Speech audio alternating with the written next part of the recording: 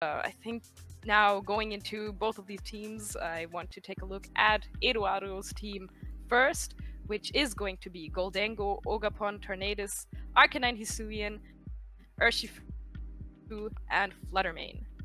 Yeah, so you know, a lot of these Pokemon are quite standard in this current meta. And let's have a look also at Eduardo's just achievements. I think that's not really all the list of his achievements. I think you know, he's also qualified for Worlds 2024 just recently with his championship finish in Barcelona. And you know, looking at his team, Goldengo, I think we've seen that make quite a bit of a comeback in Toronto regional. So it is something that is also, you know, slowly coming back up. It dropped a little bit, I think, in between like at the end of Regulation D, but it's coming back up. Leftovers, the Nasty Plot set, so a more setup base, but then you've got that choice band, Hisuian Arcanine, which has very, very famously shot to the top of the usage charts, just being so good with Intimidate and Extreme Speed.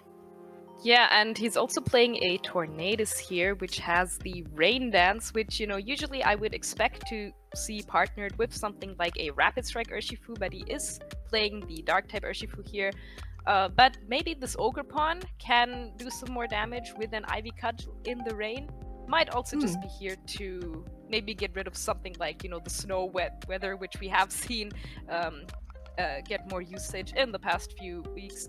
And, you know, yeah, as you mentioned, this Goldango, this setup set, you know, has been quite standard in Regulation E recently.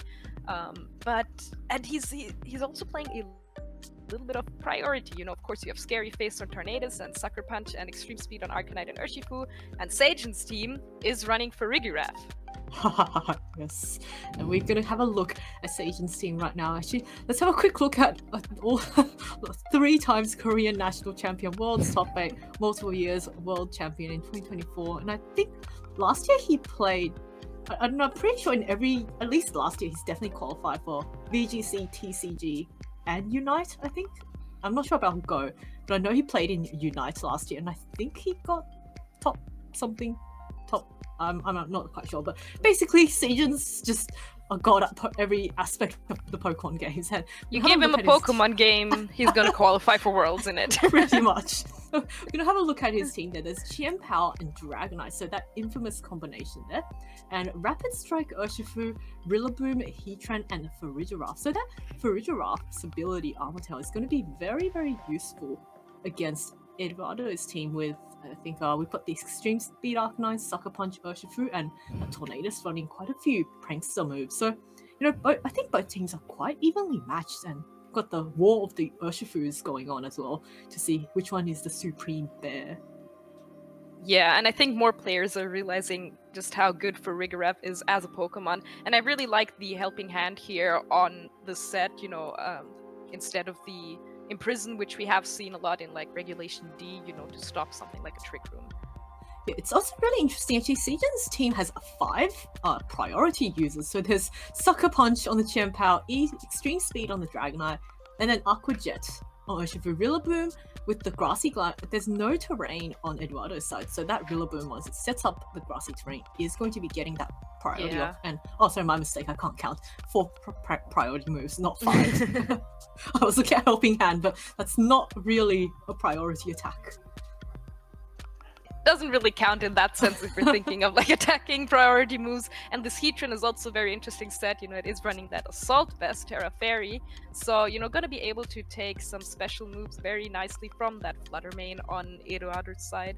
But aside from like Goldango and Fluttermane, those are his only special attackers, and you know, the Heatran might have to watch out a little bit with its terrestrialization against, you know, this Goldango.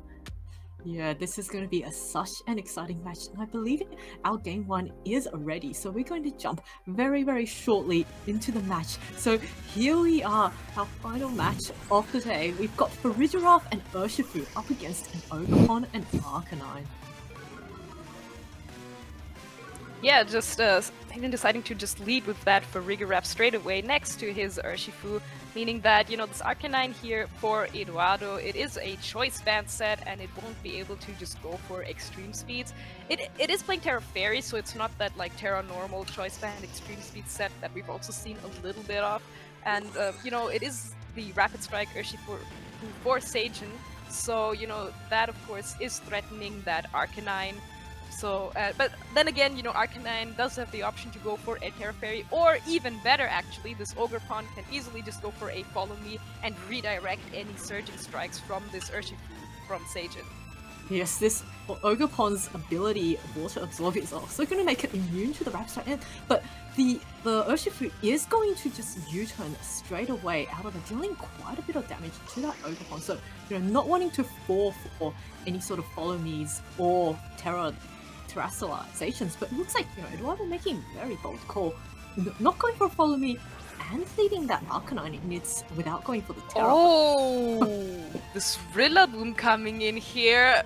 I mean, this Arcanine here, I mean, the Ogerpon is gonna go for Ivy Cut into that slot that was the Urshifu. That Arcanine going for a Flare Blitz into that Rillaboom is just going to knock it out. So Eduardo just perfectly calling that there, that, you know, this Urshifu, no way it can just go for a Surging Strike into my Arcanine here when I have an Ogerpon right next to me. This Farigiraf Psychic is not going to be enough to knock out the Ogerpon. So turn one, really great read by Eduardo there. That Flare Blitz. Oh my god. That is madness to go for a Water Ivy Cudgel and a Flare Blitz into that Urshifu, just confidently calling, you know what, I know you're not going to go for any type of Water Blitz. That paid off immediately, you know, knocking out that Rillaboom before it can get any fake outs or just moving off. And now you can see Eduardo just maybe wanting to switch out the Ogerpon, not wanting it to take any more super effective U-turns, and that Tornadus is going to come in. But what an amazing turn one there. And now this Urshifu can lock itself into a move. You know, it is playing Choice Scarf, so once it chooses to use a move, it has to keep using that move until it switches out. But Eduardo actually going for a double switch, and Sejun just going for another U-turn. Again, probably predicting that, you know, this Ogerpon could be KO'd by a close combat, and also this Arcanine, you know, if it doesn't go for Terra, will also take a lot of damage from close combat. So maybe predicting that Eduardo might be trying to reposition here a little bit, and it's going to reposition himself as well, and goes for a Trick Room here with this Farigiraf as Sejun's Heatran comes in. So now this Heatran, which of course is playing the Assault Vest as we saw before, facing off the Skoldango and the Tornadus. And the Skoldango now, you know, also has the option to just set up some nasty plots, but I think that Assault Vest on Heatran might come in strong for Sejun, since, you know, it will be able to resist Shadow Balls very nicely with that special defense boost.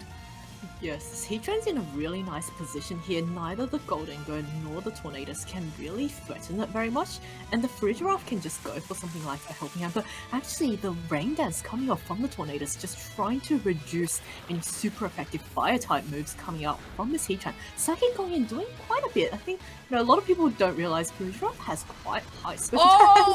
Oh, poor poor Heatran not being able to hit a Gholdengo, and you know, Gholdengo looking to be in a very nice position to maybe you're going for that nasty plus. It's now +2, and very soon its damage is going to start adding up even against this Assault Vest. Oh, is it Assault Vest Heatran? I think that is Assault Vest. Yeah, it is. And yeah, that Heat Wave, of course, would have done less damage thanks to the Rain Dance from the Tornadus. But now that that Heat Wave missed, I think this gives Gholdengo an even better opportunity to set up even more nasty plots. But, you know, Heatran, of course, even though the Heat Wave might do less damage in the rain now, does still have the option to go for something like an Earth Power. And, you know, of course, the Gholdengo could go for a Terra Dragon, but if it goes for Terra Dragon, Heatran could go for Terra Fairy and just use Terra Blast against that Terra Dragon. But then again, your Heatran is weak to make it rain, so what are you going to do here if you're either Sejun or Eduardo? Eduardo is going to switch in his Arcanine here. Intimidate, not going to matter too much, and the Gholdengo is just going to go for a Protect. So Eduardo maybe even trying to scout out if this Heatran might go for a Terrestrialization. Farigiraf going for a Psychic, does a lot of damage for, you know, a support Pokemon, and the Flash Cannon also going into that Arcanine, gets the knockout on it, so Sejun maybe calling that Protect correctly in this turn, and now Ogerpon coming in here for Eduardo means that he will have the option to redirect. What an amazing read from Sejun like there. Just just proving both of these world champions. You know, one play a Sejun could make is go for that helping hand on that Heatran, which would negate the damage reduction of a rain against any super effective fire type moves, because this Ogerpon is also quite heavily chipped, so it might be in range of something like a helping hand Heatwave. Of course, we haven't seen a terrestrialization come out from either player, so actually it looks like Eduardo is just going to go for a more defensive turn this time. Psychic is not going to hit the Ogerpon, and I think we're going to see whether or not is the Heat Wave going to connect. It is a Heat Wave. Oh, it connects. And no, that does. I don't think your helping hand would have done very much, but it looks like that Mega Ray actually. Oh, Farigiraf hangs on! Wow. But yeah, that Heat Wave doing that much damage without a helping hand, you know, imagine if that Heat Wave before had hit, then this Goldengo would be at like very, very low HP right now. But of course, thanks to that miss, it is still very healthy, and with the grassy terrain and leftovers recovery, still looking very nice here for Eduardo. Yes, it's quite interesting that the Goldengo took less than 50% from that reduced heat wave, so indicates that even outside of rain, it probably would have been able to survive one heat wave. Although, of course, I'm sure that's not something Eduardo wants to lead his Goldengo against if there is no rain. But you know, I think the game is still quite even against it, although the Trick Room turns are slowly ticking down, and with this defensive switching that Eduardo is doing, he is slowly wasting all these Trick Room turns against Sejun. Yeah, the Trick Room, of course, is still up, so the Farigiraf is going to outspeed everything on the field, and the Psychic is not doing little damage, as Heat Wave is going to go into the Goldengo slot, which did go for a Protect, and the Tornadus is actually just going to avoid that move. So, yeah, Tornadus staying on this field. Not sure if in the rain the Heat Wave would have been enough. I'm guessing that this Tornadus is probably decently tanky, since, of course, it is a Citrus Berry set, so I would expect a Citrus Berry Tornadus to be quite tanky. So, yeah, now I'm not sure how many Trick Room turns we still have left. Oh, I think that just expired. So it did expire now just yes. now. So, yeah, that means Eduardo could go for like a Tailwind and then just another Make It Rain, maybe. Yes, this poor Heatran is unable to hit anything in the rain. Maybe it got some rain in its goggles or something. I couldn't see, but we're going to see terrestrialization coming out from, I believe that looks to be the Goldengo. So are you just boosting the power? Oh no, it's a dragon type. So wanting to just resist any heat waves even further. So this Goldengo is not going to be taking any sort of damage. Oh, a helping hand coming out here on this Heatran. So now that the Trick Room has expired, for Farigiraf just going to go for a helping hand before it possibly might go down to something like a Make It Rain now, which is going to be the move for Eduardo. So Farigiraf going down on Sejun's side, but now the Goldengo, you know, it has dropped both the special attack boosts it got from that nasty plot, and this Heat Wave is going to connect with Tornadus, and it is actually and the Goldengo through that Terra Dragon is going to take that fairly well. But now, you know, Sejun hasn't gone for his terrestrialization yet, and, you know, the Heatran, it is AV, it is very tanky, it is taking these moves from the Goldengo very nicely, and it could obviously now go for a Terra Fairy, maybe Terra Blast into the Goldengo. You know, as long as it doesn't have another Nasty Plot boost, we'll probably be able to take a Make It Rain. Ooh, and this Ogerpon coming in is really, really scary for the Urshifu, because Sejun really can't lock, or has to be very careful about locking in his choice Scarf Urshifu into Water type move, because then the Ogerpon could redirect it and even regain health. So, you know, I think Sejun is probably forced to lock his Urshifu into close combat, because of course the Goldengo, now that it's gone for the Terra Dragon, actually can be hit by fighting type moves, but the Tailwind is now active also on Eduardo's side, so his Goldengo is, or both the Goldengo and Ogerpon are going to be going first in the Tailwind. Yeah, as you just mentioned, I think this Urshifu here cannot, probably, there's no way it can go for Surging Strikes here, you know, either you heal the Ogerpon or you just do non-effective damage against the Goldengo, and Heatran is gonna go for a Terra Fairy here, maybe, you know, seizing this opportunity of, okay, the Skoldango has dropped his special attack twice, but the Ogerpon going for a Horn Leech is not enough to get the KO on this Urshifu, but will heal up a large amount of HP as a Shadow Ball goes into this Urshifu as well and is just going to knock it out. So not even letting it go for something like a close combat, and now this Heatran, I would be guessing, is going to go for a Terra Blast into this Gholdengo slot, or no, it is actually just going to target down that Ogerpon, but thanks to the Horn Leech recovery, it does not go down. Oh, that Horn Leech recovery has proved to be so pivotal for this Ogerpon, and Eduardo in a very, very strong position here.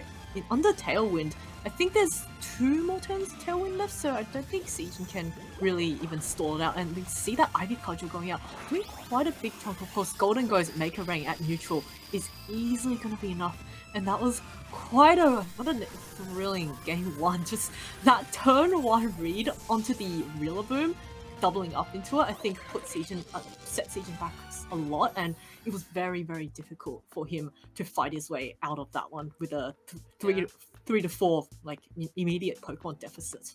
Really interested to see what sort of adjustments the players would make for that game too.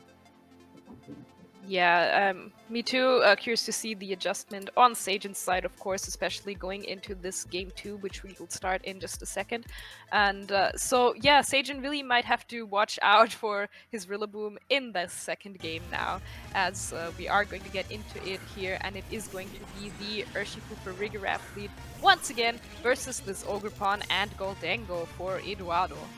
So the same lead for Sejun here, so maybe trusting that his Urshifu might be able to, U-turn out of any trouble if there was an unfavorable position. Ogerpon's still the same lead, but not Tornadus. Instead, we have the Gholdengo coming out. Oh, wait, was Gholdengo the lead the first game? No, it wasn't. It was the Arcanine that went. I believe it was. No. Yeah. So Gholdengo, in quite a nice position to maybe start setting up some nasty plots. Maybe trusting that the Urshifu might be quite hesitant to go for any type of water moves. So, I think Gholdengo in a good position, and I'm really interested to see, is the Urshifu gonna helping hand? It's just gonna be a helping hand for this Urshifu from its partner for Farigiraf, and it is just gonna go for a Surging Strike, correctly predicting that Eduardo is not going to go for a Follow Me here, and the Gholdengo is going to take a lot of damage from these 3 hits. So living with just a little bit of HP as a Horn Leech comes out from this Ogerpon. Not enough to get the KO, as Gholdengo does set up the nasty plot here. And so there's a few things happening here right now, because this Urshifu is locked into Surging Strike. The Gholdengo might be at just 32 HP, or now 43 after the leftovers recovery, but this Ogerpon can easily just go for a Follow Me here, and yeah, the Farigiraf does have access to Dazzling Gleam, but that is not going to be able to knock up the Gholdengo at that range. No, this Gholdengo with being Steel type is going to resist anything, and Farigiraf not really, or Fairy type is not the same type. Ogerpon going for Follow Me, so Urshifu opting to stay in, and maybe Sejun just wanting to sack his Urshifu at this stage, and actually Urshifu resists the Maker Rain, but not wanting any. Never mind about the resist.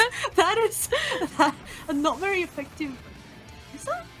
Oh, it's not. Oh my goodness. That I did not expect the Urshifu. And the Trick Room comes out here for the Farigiraf. Yeah, so not the worst turn, I'll say, because if the Heatran comes in, no amount of Follow Me's can redirect any Heat Wave, so Gholdengo is probably quite threatened if the Heatran comes in.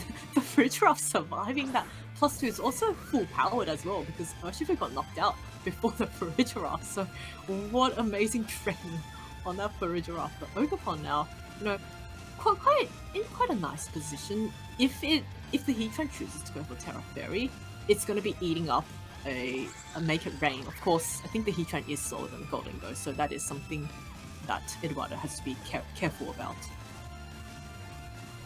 Yeah, I think, if Sejun does have the option to go for something like Heat Wave and Dazzling Gleam, so you cover the Gholdengo not going for Terra and also just going for Terra. But of course, Gholdengo... Yeah, we can see actually Eduardo going down to the timer, just really carefully thinking about what moves to make next. And Farudra going to switch out, maybe wanting to preserve that for another time. And Rillaboom is going to switch in instead. So we're setting up the grassy terrain, helping maybe, oh actually no, Golden Goat also is going to switch out. So Eduardo not wanting to keep it in the field against the Heatran that's going to outspeed it on the Trick Room. Yeah, I actually really like the switch here by Eduardo, realizing that, you know, Goldango may be in a little bit of an awkward position here, but could still really work out in the end game, as he's going to go for a Terra onto this Heatran. Sejun deciding that he does not want to take some, or does maybe just wants to go for a Terra Blast, predicting maybe something like a Terra Dragon, or yeah, Ogerpon just going for a Spiky Shield. Of course, now that the Heatran is Terra Fairy, also resists or is not weak to water moves anymore, as the Heat Wave does come out, but Ogerpon protecting itself and Arcanine going to tank this very, very well. Yeah, so times for resist on that fire type move. Of course, now that Rillaboom's coming for Sejun, it is very free to go for a fake out onto that Ogerpon, which has just gone for a Spiky Shield. And the Arcanine, of course, also a choice band set. So, you know, whichever, like both of these, neither Ogerpon nor Arcanine can actually, or are going to be taking some form of a damage this turn if they choose to stay in. Arcanine, not in the worst position, because of course this Heatran is a Terra Fairy, so it will be neutral to extreme speed if Arcanine stays in. But for Farigiraf, it looks like Farigiraf is the one that's coming back in, maybe scared of any potential extreme speed. And now we are going to see Terastallization for Eduardo, which is going to be that Arcanine. It is going to Terra into that Fairy type, so will not be weak to something like an Earth Power from Sejun's Heatran here anymore, which is exactly what is going to come out here on his side, so gonna do less than 50% now. Flare Blitz coming out into that Farigiraf, which at like 2 HP is going to go down easily, but will take some Rocky Helmet damage from the Giraffe, which, who knows, maybe that could matter. Especially since, you know, with a little bit of recoil as well. Another Earth Power might be able to knock it out. Ivy Cudgel gonna do less than 50% to this Heatran. And the grassy terrain, of course, healing up everyone on the field just a little bit. Yeah, perhaps Sejun was predicting maybe a switch out for one of these Pokemon just to try and burn that turn of fake out. Because now that the Rillaboom has come in, and you see that the Arcanine is locked into Flare Blitz, so there's no extreme speed. And that Rillaboom, I think he's going to outspeed the Arcanine, so actually quite free to go for a neutral and very strong grass type move onto the Arcanine. Maybe Sejun doesn't want to waste any more Trick Room turns and just wants to straight up go for the attack. Yeah, so now I'm not sure what this Arcanine here is now free to go for. Of course, would have to switch out first. It is locked into Flare Blitz right now, but now that the Farigiraf is gone, that means that Eduardo does have the option to go for extreme speeds later quite freely, and he is going to switch it out right now for his Tornadus, maybe seeing to also set up a Tailwind now that Sejun's Trick is also gone, and Ogerpon just waiting for that Spiky Shield. Is not going to take any damage this turn. Yes, so a nice switch in from Tornadus. A really fun play I think Eduardo could make is maybe to scary face his own Ogerpon so that it outs on the speed around on the Trick Room. Of course, I actually have lost count of how many turns of Trick Rooms left, but it looks, I think after all the okay, so it looks like there's either one more turn or two more turns, so Tornadus could potentially go for the scary face. Oh, he's hovering! He's hovering over it! He's doing it! Is he gonna do it? Is he gonna do it? And isn't, because now that grassy terrain is up as well, this Ogerpon will be dealing extra damage with Horn Leeches and could actually get its own health back up. So, you know, that is possible. And I think we did see that confirmation that he's clicked on the scary face. So it looks like Sejun's the one now thinking through this thing, like, oh, see the scary face coming out. You called it! And it is gonna go for Ivy Cuddly into the Heatran, but is not gonna knock it out, but still a very cool play here. Flash Cannon into this Tornadus, not enough for the KO, and is gonna activate that Citrus Berry, meaning that I'm guessing Tornadus is gonna be on the field here for another turn. No problem. Woodhammer going into this Ogerpon. Oh, wow. It is enough to knock it out. Wow, that is a powerful Woodhammer there from a Rillaboom which is playing Miracle Seed, by the way. Yes, and boosted by that grassy terrain by 50%. So effectively a choice band boost, and now the Trick Room is ending. So Eduardo's still got quite a 3 of, I think Sejun's, is that his last? Or he's got one more in the back. Oh no, Urshifu and Furugiwara have both fainted, so that's his final 2 Pokemon. So actually Eduardo is very free to just set up a Tailwind and click Make It Rain here. Because, is the Heatran an Assault Vest set? I've Yes, seen it so many is, Heatrans. and- Okay, so looks like I think at that health range it's probably going to faint to an Assault Vest. Although I don't know how much Grassy Glide would do. Priority to that Golden Go. Yeah, the Skoldengo is going to go for a Protect here to stall out the final turn of Grassy Terrain, which I think is a very, very fair play here.